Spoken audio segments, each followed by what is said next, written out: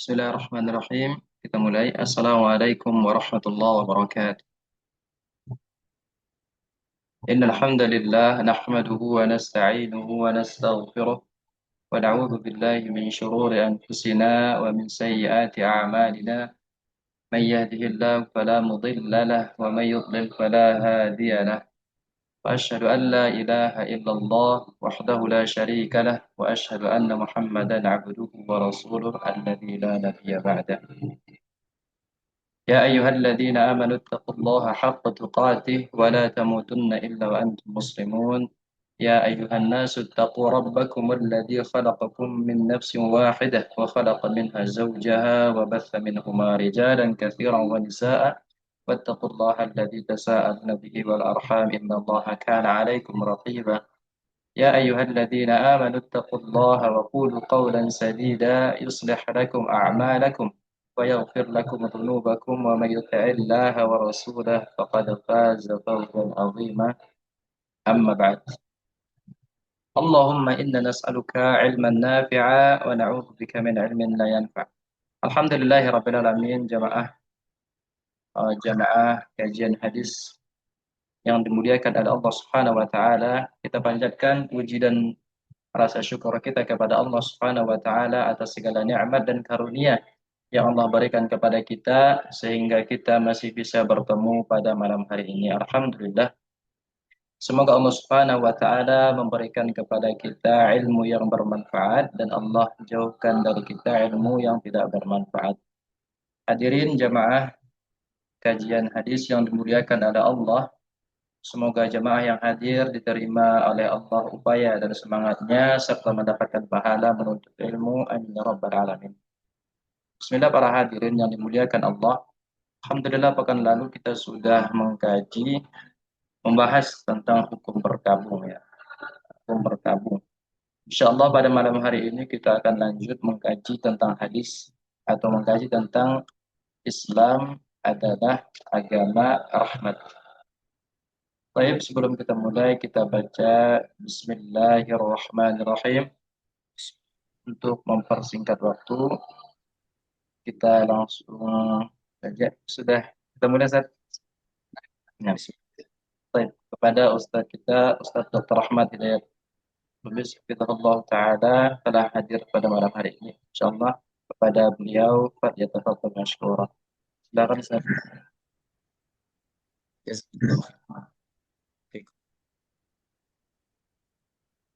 Baik, bismillahirrahmanirrahim. Assalamualaikum warahmatullahi wabarakatuh. Alhamdulillahi rabbil alamin.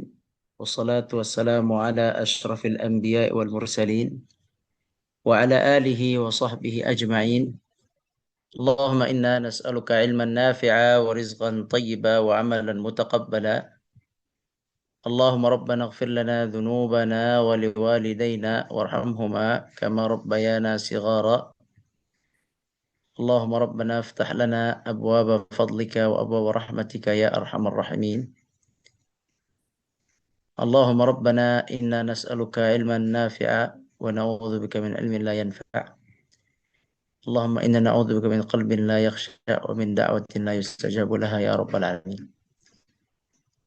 Kaum muslimin yang dirahmati Allah, para pengurus Masjid Al-Ikhwan yang dirahmati Allah, para pengurus Yayasan Al-Ikhwan yang dirahmati Allah Subhanahu wa taala, dan juga tim Al-Hijaz yang dirahmati Allah Subhanahu wa taala. Ustaz Asid barakallahu fikum. Kaum muslimin yang dirahmati Allah, hari ini insyaallah kita akan melanjutkan pembahasan hadis yaitu nomor 59. Bismillahirrahmanirrahim. Temanya adalah Islam agama rahmat. Maksudnya adalah Islam agama kasih sayang. Maksudnya begitu. Bukan nama orang rahmat ini ya. Jadi Islam agama kasih sayang. Dan kita tahu semua bahwa Allah mempunyai nama yang sangat khusus bagi Allah, yaitu nama Ar-Rahman. Ar-Rahman adalah nama Allah yang khusus hanya untuk Allah. Tidak boleh seorang manusia dipanggil Rahman. Tidak boleh. Rahman hanya milik Allah. Artinya Rahman adalah yang kasih sayangnya sangat-sangat banyak dan luas. Jadi karena Allah adalah Ar-Rahman, maka sangat wajar jika agama Islam yang Allah turunkan ini berdasarkan dengan rahmat Allah Subhanahu wa taala. Benar-benar agama ini agama kasih sayang. Agama berdasarkan kasih sayang, bukan agama yang memberatkan. Contohnya, apabila seseorang itu tidak mampu berdiri, Allah sayangi dia, silakan sholat dengan duduk. Jika dia tidak mampu duduk, Allah sayangi dia, silakan sholat dengan berbaring. Begitu juga orang yang tidak mampu puasa karena sakit, Allah menyayangi dia, maka dibolehkan dia tidak berpuasa sementara di bulan Ramadan dan menggantinya di bulan yang lain. Ada yang tidak bisa puasa karena safar, letih. Allah menyayangi dia, maka silahkan tidak berpuasa Ramadan, nanti diganti di waktu yang lain. Waktunya masih panjang, bisa diganti sampai 11 bulan yang akan datang.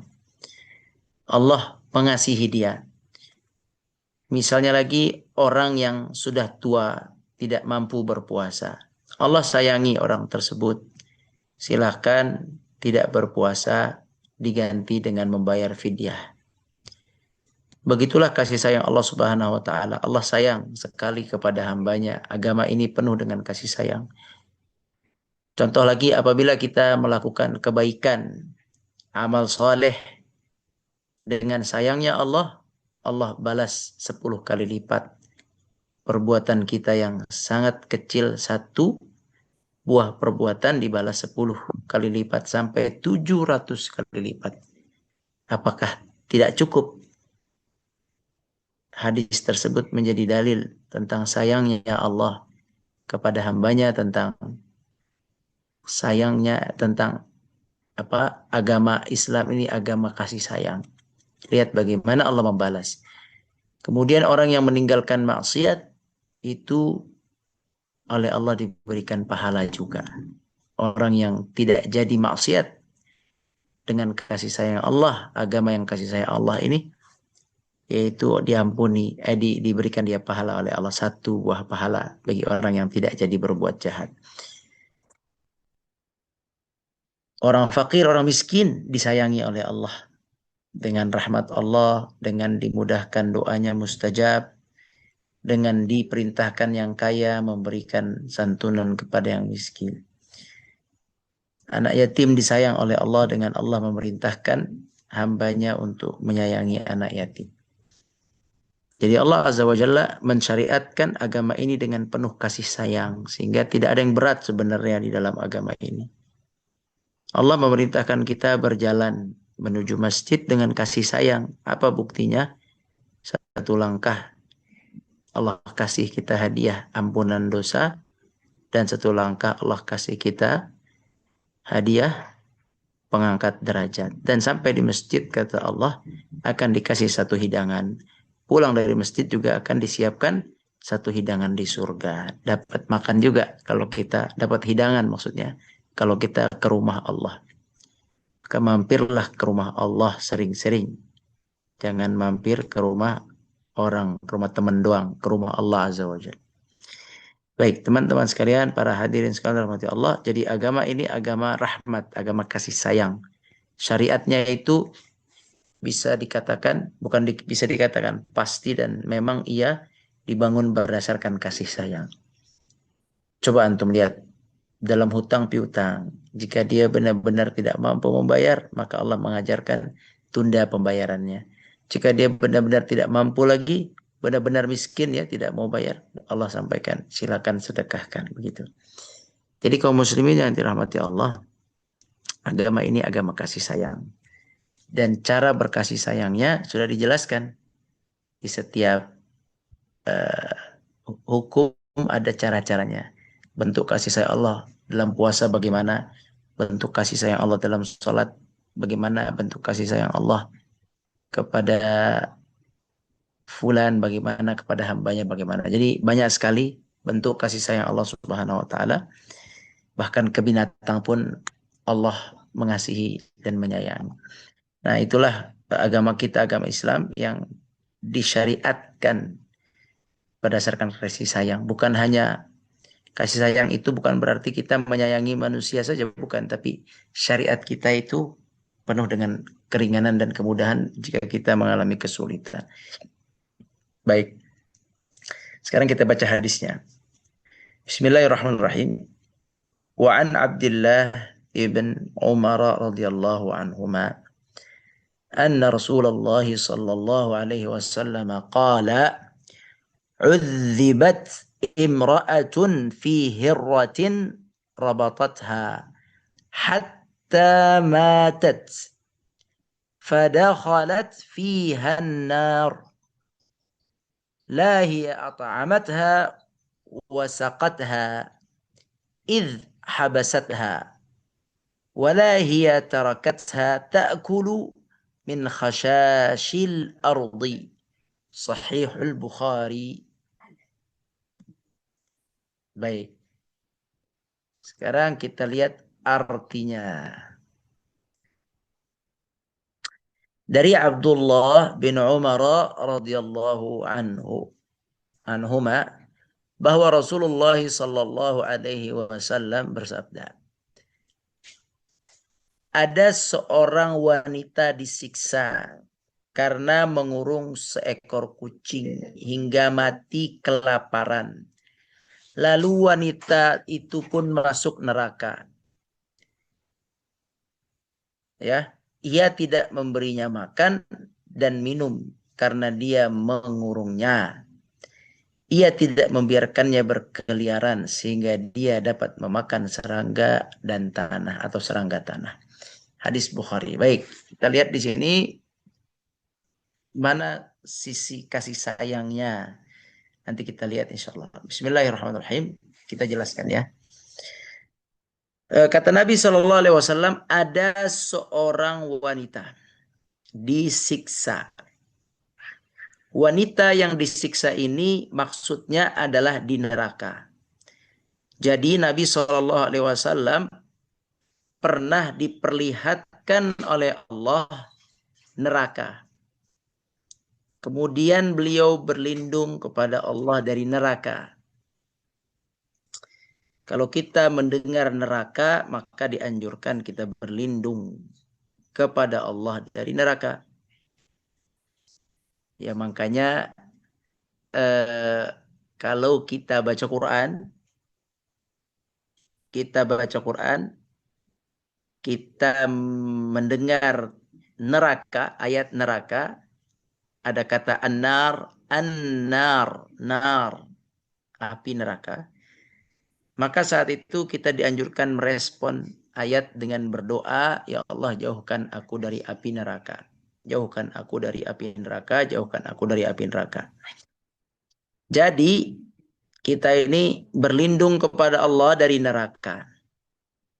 Nah, ada seorang wanita disiksa karena disiksa di mana? Di neraka. Bayangin, masuk neraka. Neraka itu adalah simbol azab Allah yang sangat pedih. Dan kita ini tidak boleh meremehkan neraka. Kita harus takut kepada neraka. Kita harus menghadirkan rasa takut terhadap neraka. Karena Allah berfirman, wattaqun nar. Dan hadirilah rasa takut dan takutlah. Ya, dan takutlah kepada neraka. Wattaqun nar. Takutlah kepada neraka. Karena neraka adalah bentuk siksa Allah yang pedih. Allah itu maha pedih siksanya. Maha pedih. Sangat pedih siksanya. Di mana nanti terlihat kepedihan siksa Allah yang sangat-sangat super pedih, yaitu di neraka. Dan orang di neraka disiksa dengan siksaan yang sangat mengerikan. Allah berfirman, la yamutu fiha wala yahya. Orang yang di neraka, dia tidak hidup dan dia tidak pula mati. Bayangkan ada orang hidup juga tidak bisa dikatakan hidup karena ketika hidup langsung terbakar. Mati juga tidak dikatakan mati karena ketika habis kulitnya, dagingnya terbakar, Allah hidupkan kembali. Jadi la yamutu fiha wa la yahya. Dia tidak hidup di dalamnya, tidak mati di dalamnya dan tidak hidup di dalamnya. Nah, ini siksa neraka sangat berat sehingga kita harus takut dalam masalah siksa neraka. Ada seorang wanita yang tidak takut dengan neraka. Ya, wanita ini akhirnya disiksa oleh Allah di neraka. Apa kesalahannya? Karena dia mengurung seekor kucing hingga mati kelaparan. Lalu wanita itu pun masuk neraka. Mengurung kucing hingga mati kelaparan. Dari sini kita dapat pelajaran bahwa mengurung atau mengandangi seekor binatang itu hukumnya apa? Coba ya di sini lihat. Kita baca ulang ya. Dia seorang wanita disiksa karena mengurung seekor kucing hingga mati kelaparan. Lalu wanita itu pun masuk neraka. Anda tanya, sebab dia masuk neraka itu apa di sini? Ngurung atau karena kucing mati kelaparan? Yang mana? Yang membuat dia masuk neraka yang mana? Silakan coba. Boleh diketik. Sebenarnya kesalahan dia di mana ini?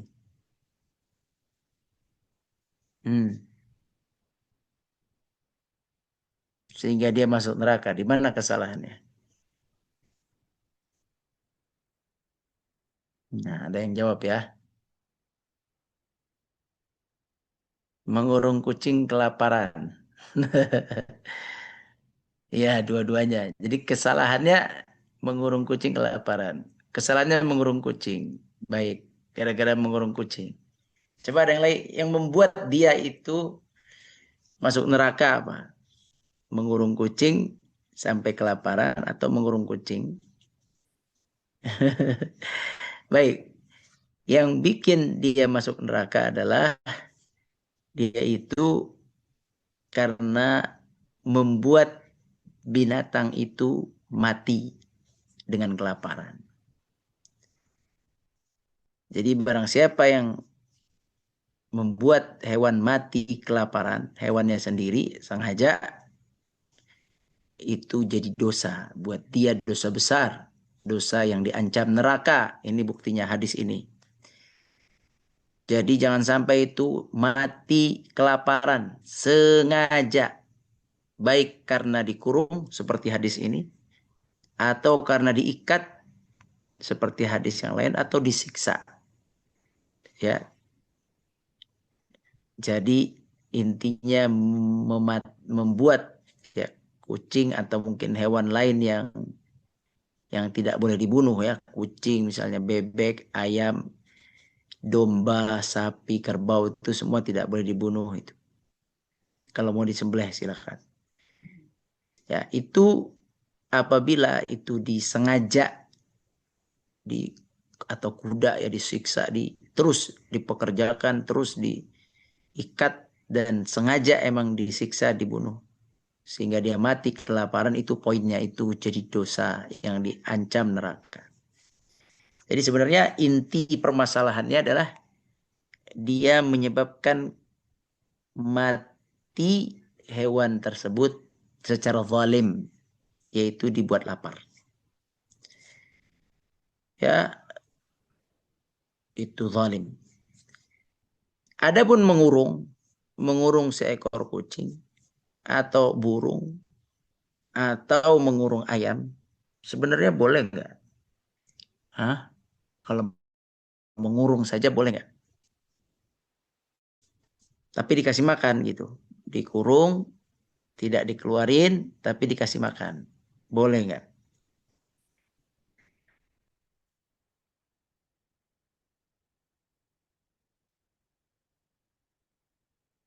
Ya, kita punya kucing, kita kurung. Kita kasih makan. Boleh nggak? Kita punya ayam, kita kurung. Kita kasih makan. Boleh nggak? Ya, boleh ya. Jadi, Alhamdulillah jazakumullah khairan. Jadi, memelihara binatang, kemudian dikurung, dan dikasih makan, itu tidak apa-apa. Walaupun hewan itu tabiatnya tabiat lepas. Misal, burung tabiatnya berterbangan di alam. Kucing tabiatnya berkeliaran di area-area perumahan. Tetapi dikurung. Boleh dikurung. Namun ketika kita mengurung hewan, maka kita harus memperhatikan makan hewan itu. Memperhatikan minum hewan itu. Jangan sampai hewan itu terzalimi oleh kita sebab kita kurung. Ya, itu bahaya sekali. Bisa menyebabkan dosa. Dan ancaman terbesar kalau dia mati sengaja nggak dikasih makan minum, neraka diancam oleh Allah Azza wa Jalla. Seperti dalam hadis ini. Jadi kalau kita mengurung hewan boleh, yang penting kasih makan. Dan memberi makan hewan itu pahalanya besar. Itu juga mendatangkan kasih sayang Allah. Ya, siapa yang tahu? Ada seseorang pendosa, wanita pendosa. Apa tuh? Itu wanita pendosa kemudian menemui seekor anjing yang kehausan, mengeluarkan lidahnya, hampir mati karena hausnya. Anjing itu melihat ke sumur, ingin minum, tapi tidak bisa, sumurnya dalam ke bawah. Ada seorang wanita pendosa, dia kasih minum itu anjing tersebut.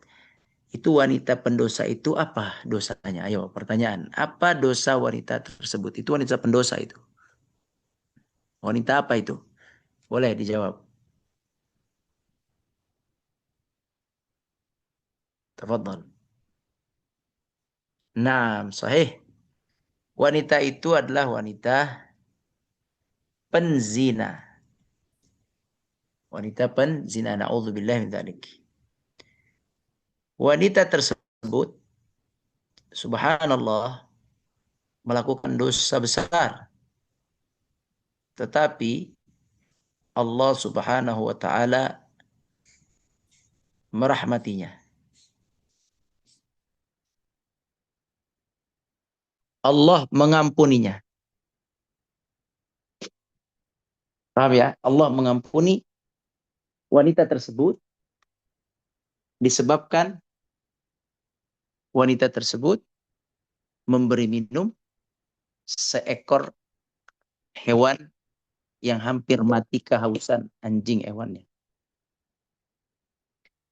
Sampai sahabat mereka terkejut dan bertanya kepada Rasulullah, ya Rasulullah, apa iya memberi wanita itu sampai sedemikian rupa dapat pahala dari Allah hanya karena memberi minum seekor anjing yang sangat kehausan, hampir mati karena hausnya? Kata Nabi SAW, iya, demikianlah.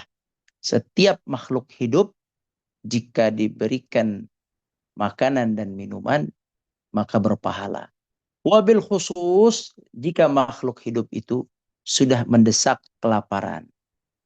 Ya, makhluk hidup itu, hewan itu terdesak kelaparan, kehausan, maka saat itu rahmat Allah, kasih sayang Allah sangat besar kepada orang tersebut. Antum bayangkan, kepada binatang saja memberi makan itu dapat pahala, memberi minum itu dapat pahala besar. Bagaimana jika kepada manusia. Begitu juga hadis di sini di depan kita, balik lagi hadis depan kita. Membuat kucing mati kelaparan saja diancam neraka. Bagaimana kalau membuat manusia mati karena kelaparan? Ini bahas besar. Dosanya diancam oleh Allah. Membuat orang mati kelaparan. Na'udzubillah min dzalik. Ini menyiksa manusia besar dosanya. Gitu. Jadi mengurung itu boleh. Tetapi harus dikasih makan. Dan barang siapa yang memberi makan hewan, niatkan untuk mendapat rahmat Allah. Mendapat pahala dari Allah. Jadi tidak merasa berat beli makanan hewan. Ya. Kita kadang untuk perut sendiri, kita tidak merasa mahal. Yang penting kayak kenyang. Coba lakukan hal yang sama untuk hewan-hewan kita. Kita kasih dia makan, kita belikan dia makanan. Ini pahala. Jadi antum dapat punya pahala banyak. Ya, memberi makan keluarga pahala. Kemarin sudah ada hadisnya. Alhamdulillah dapat pahala dari nafkah keluarga. Sekarang nafkahin hewan ternak antum. Nah, nafkahin kucing, ngasih makan kucing, dapat pahala. Ngasih makan ayam, dapat pahala. Ngasih makan bebek, dapat pahala. Ngasih makan burung, dapat pahala. Jadi niatnya dapat pahala, dapat rahmat Allah SWT. Dan jangan merasa keberatan. Ya, ada orang-orang yang bawa makanan kucing kemanapun dia pergi, dia kasih makan kucing. Ada orang yang seperti itu. Nah, dia harus, kalau dia ngerti ya, dia ngerti,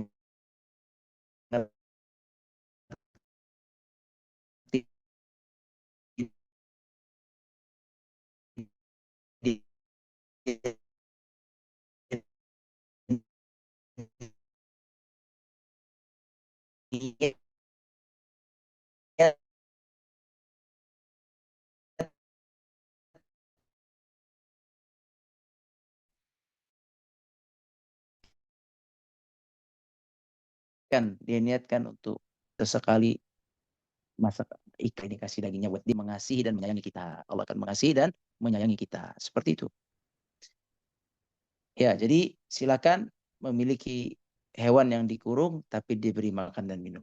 Wanita ini ya di sini disebut ia tidak memberi makan dan tidak memberi minum. Ya, dia mengurungnya.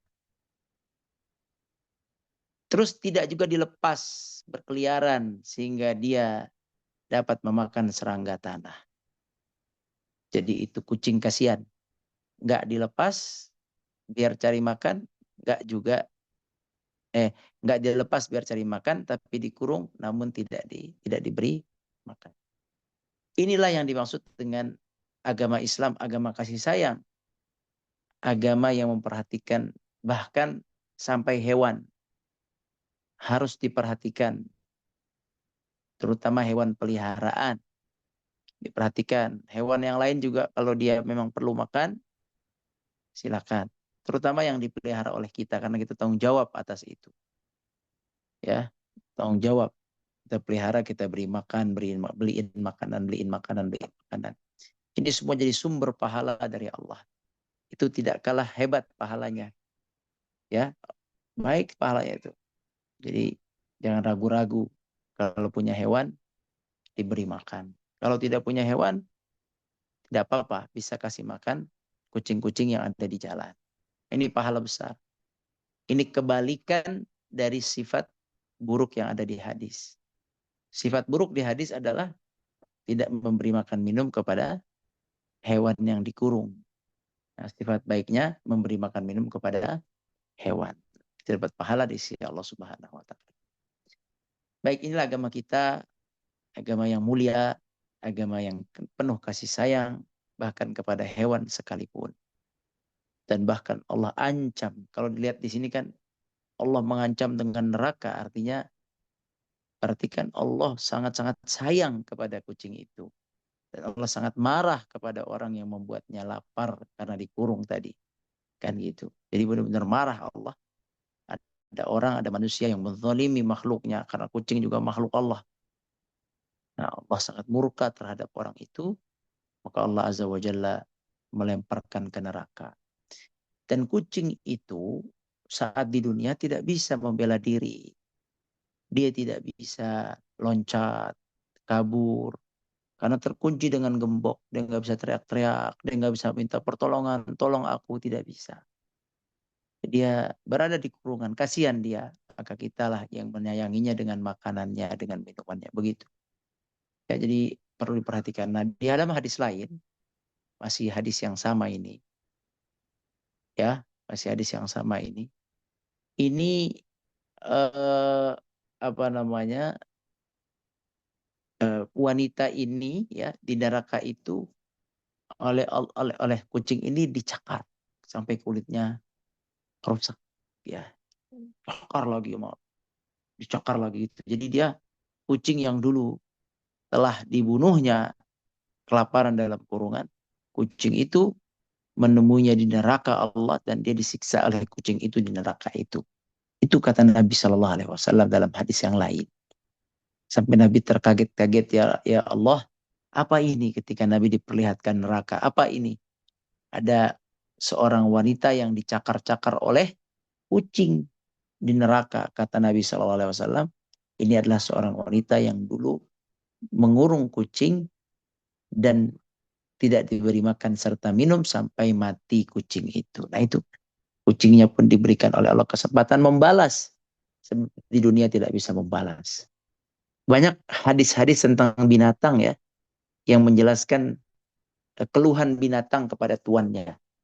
Ada dalam hadis eh, seekor unta yang tidak mau berdiri, maka dipukul oleh tuannya. Kemudian dipukul lagi oleh tuannya. Maka tuannya ini pun mengadu kepada Nabi, ya Rasulullah, ontaku ini sudah tidak mau berdiri lagi. Apa masalahnya? Maka Nabi pun mendekatkan telinga beliau ke unta tersebut.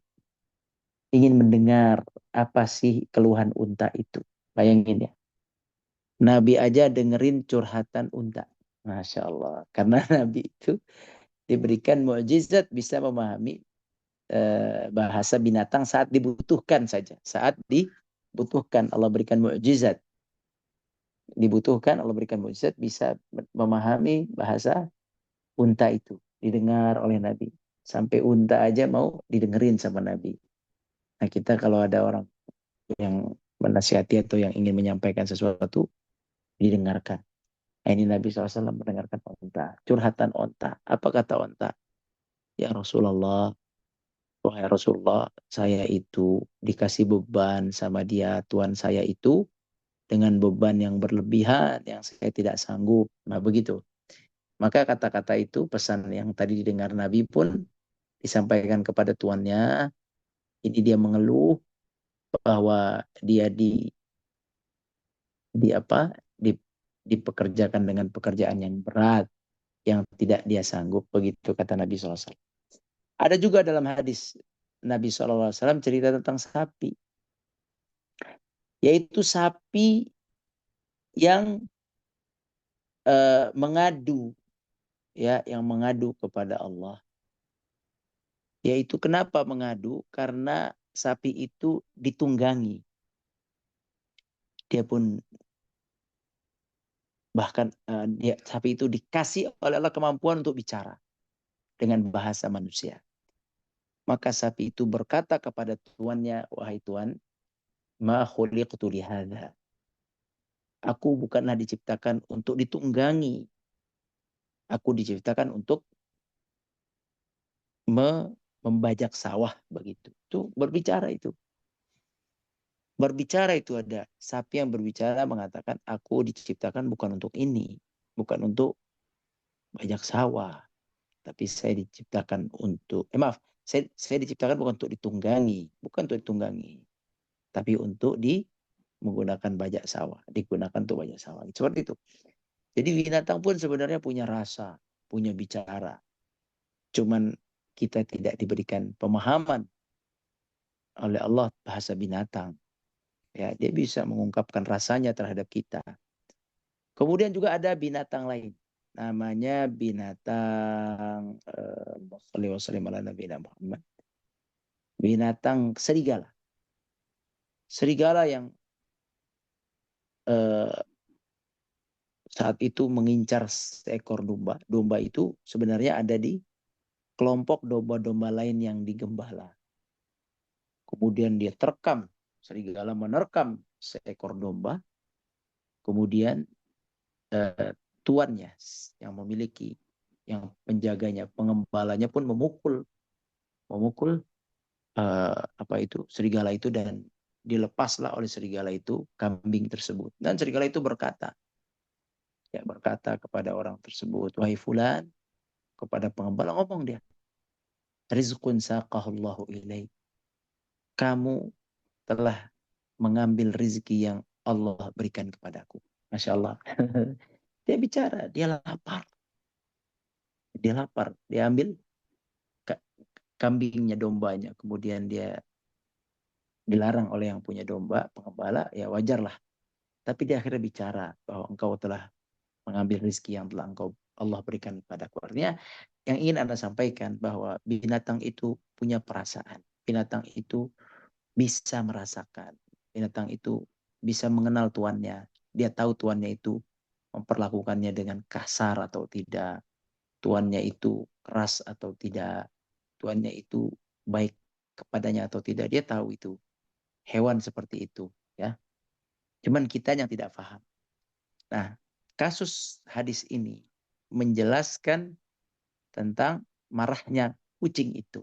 Ya, kucing itu marah, kemudian di akhirat kucing itu mencakar perempuan tersebut. Waktu di dunia kita tidak bisa membacanya marah, dia tidak bisa marah kepada manusia, dia hanya bersedih saja kan, nggak bisa melakukan apa-apa. Maka kita tidak boleh zalim, tidak boleh zalim kepada binatang yang lemah, apalagi kepada makhluk Allah manusia. Ya, kalau ada manusia yang lemah kita tidak boleh zalim. Kalau kezaliman kepada binatang aja diancam neraka, bagaimana kalau zalim kepada manusia? Dan banyak hadis-hadis lain menjelaskan tentang hewan yang berbicara seperti hudhud. Hudhud adalah hewan yang berbicara.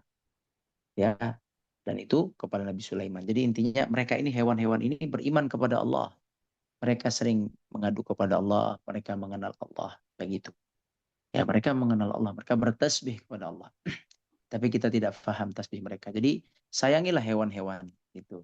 Ada yang suka kucing, sayangi kucing. Ada yang tidak suka kucing, tidak apa-apa. Ya, sayangi hewan yang lain. Sayangi hewan ayam. Tidak suka ayam, sayangi hewan burung. Tidak suka hewan burung, maka sayangi lagi kambing domba. Tidak suka domba, mungkin sapi, sayangi sapi. Tidak suka binatang, tidak bisa melihara binatang, sayangi binatang yang ditemui yang ada. Kecuali binatang yang boleh dibunuh. Itu binatang-binatang buas seperti ular, kalajengking. Ini yang ini boleh dibunuh, yang mengganggu ini tidak apa-apa dibunuh. Demikian ya, demikian Allah alam. Hati-hati dengan yang menyimpan hewan di rumahnya. Kalau ditinggalkan nginep 2-3 hari, hati-hati, hewannya harus tetap dikasih makan. Jangan sampai kita pulang dari jalan-jalan 2 hari 3 hari, hewan itu mati kelaparan, nauzubillah min dzalik. Itu bisa jadi dosa yang cukup berbahaya buat kita. Wallahu alam, semoga Allah jadikan kita hambanya yang mencintai manusia dan hewan-hewan dengan baik dan dengan benar sesuai dengan anjuran Nabi sallallahu alaihi wasallam. Wallahu alam, barakallahu fikum. Silakan jika ada pertanyaan. Baik, Fadal. jazakumullahu khairan, Ustaz. Berikutnya kita masuk ke sesi pertanyaan ya. Sesi tanya jawab dari jemaah. Di kolom chat sudah ada beberapa pertanyaan. Ana bacakan pertanyaan yang pertama dari Ibu Siti Saadiyah. Bismillah, Afwan Ustaz, izin bertanya. Apakah memberi makan binatang non halal seperti anjing dan yang lainnya tetap bernilai pahala? Mohon penjelasannya, syukur. Sabda Nabi SAW, fi kulli kabidin rutabin ajr. Setiap yang bernyawa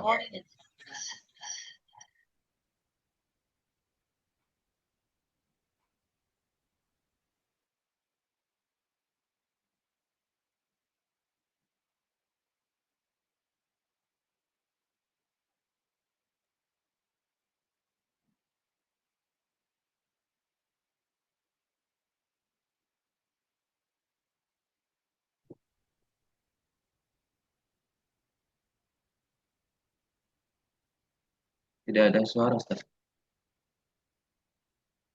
Apa? Oh ya, afwan. Hmm, Taib, taib, terdengar? sudah, Ustaz. Iya, jadi memberi minum dan makan anjing itu pahala. Karena Nabi SAW bersabda dalam hadis tadi, seorang wanita yang diberikan ampunan oleh Allah, penzina diberi ampunan gara-gara sebabnya memberi minum seekor anjing yang sudah hampir mati kehausan, yang tidak sanggup mengambil air di dalam sumur, maka diambillah oleh wanita itu dengan melemparkan sendalnya. Diturunkan sendalnya dan diambil dengan sendalnya itu, sepatunya itu, sepatu ya, pakai sepatunya, maka diambil air. Sepatunya basah, diambil air ke dikasihkan air ke mulut anjing itu. Dia pakai selendangnya diturunin, diikat dulu sepatunya dengan selendangnya, kemudian diturunin, kemudian diambil air. Seperti itu. Padahal dia adalah seorang wanita yang berbuat maksiat besar. Tapi diampuni Allah. Jadi setiap yang bernyawa itu ada pahalanya. Begitu. Mau dia binatang yang halal atau binatang yang haram seperti anjing sekalipun dapat pahala. Cuman hadis tadi, hadis wanita yang berpahala dikasih rahmat oleh Allah karena membantu anjing itu bukan dalil anjuran memelihara anjing, bukan. Jadi kalau antum melihat binatang haram, jangan dipelihara, bukan pelihara. Tapi kalau dia lapar, haus, kasih makan, minum, nggak apa-apa, itu dapat pahala. Pokoknya semua yang bernyawa itu dapat pahala. Nah, kalau dikasih makan atau minum. Nah, Allah. Nah, Ustaz. Kita lanjut ke pertanyaan berikutnya. Afwan Ustaz, dari Bapak Muhammad Sunia. Afwan Ustaz, bagaimana dengan semut yang mengganggu? Yang mengganggu. Kita punya makanan, lalu kita kasih kapur barus agar tidak mengganggu. Nah, dibolehkan bagi kita untuk mengusir binatang yang mengganggu atau membunuh binatang yang mengganggu. Ada seorang nabi yang digigit semut, kemudian membakar sarang semut. Ditegur oleh Allah. Kamu yang menggigit satu, kenapa dibakar? Pertama, tidak boleh membakar sarang semut. Ya, yang itu yang kesalahannya membakar sarang semut. Harusnya yang benar adalah harusnya dibunuh semut yang menggigit saja. Sisanya diusir, nggak apa-apa, diusir. Tapi bukan semuanya disiksa. Gitu. Jadi kalau kita ingin apa tadi makanan kita biar tidak kena semut, yang dekat itu kena, ya nggak apa-apa kita jauhkan. Misalnya dia mati, itu tidak apa-apa karena bukan sengaja kita. Ya, yang penting jangan dibakar semutnya, sarangnya jangan, nggak boleh. Ya itu aja. Nah, Allah a'lam. Kasih kapur barus boleh, yang penting jangan dibakar aja. Nah, Allah a'lam. Nah, Ustaz. Baik, di kolom chat sudah tidak ada pertanyaan. Silakan jika ada pertanyaan dari Bapak Ibu secara langsung.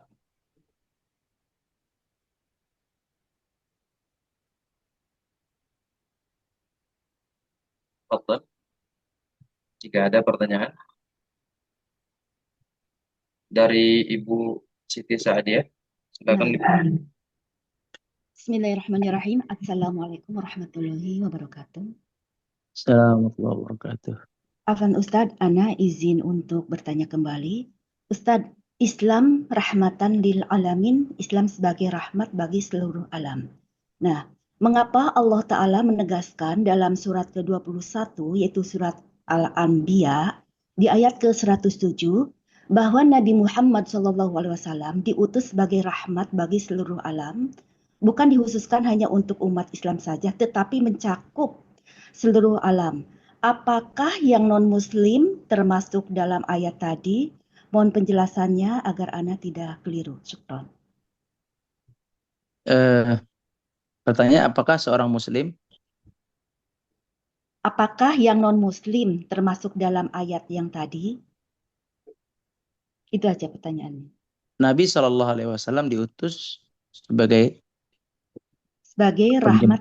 seluruh alam. Bukan Rahmat ini. seluruh alam itu artinya membawa syariat penuh kasih sayang untuk seluruh alam, untuk semuanya, untuk makhluk manusia, untuk jin, semuanya, yang mukmin dan yang tidak mukmin. Lil alamin, alamin artinya semua selain Allah. Nabi SAW membawa syariat kasih sayang, rahmah, syariat kasih sayang. Beliau akhlaknya baik kepada binatang, pada manusia, pada mukmin, pada kafir. Nabi SAW rahmat, membawa kasih sayang. Tetapi ada yang tidak beriman, itu kesalahan mereka. Ya, yang dibawa oleh Nabi adalah rahmah, agama penuh kasih sayang. Lil alamin, Nabi diutus untuk seluruh alam.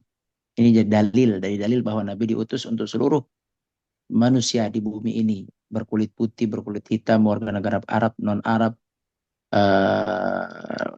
benua Afrika, benua Asia, Eropa. Itu maksud ayat lil alamin, bahwa Nabi diutus sebagai pembawa agama kasih sayang, agama rahmah, agama yang syariatnya penuh kasih sayang kepada seluruh alam ini, jin dan manusia. Ada yang mengartikan al-alamin di sini, kata ulama jin, kaum jin dan kaum manusia, semuanya.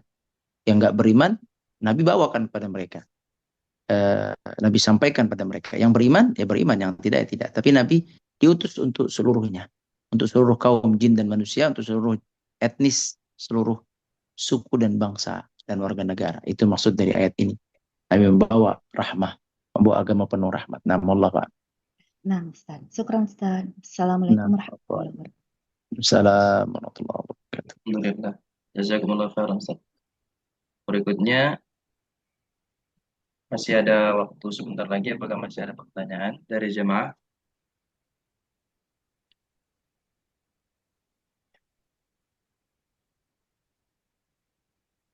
Silahkan, tafadhol.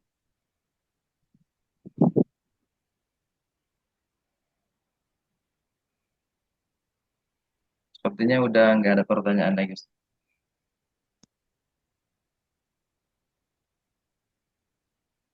Baik, sepertinya sudah tidak ada lagi pertanyaan dari jemaah. Jazakumullahu khairan wa barakallahu fikum atas penjelasan kajian hadis pada malam hari ini, dan jazakumullahu khairan kepada seluruh jemaah yang telah hadir pada malam hari ini. Kita tutup, Ustaz.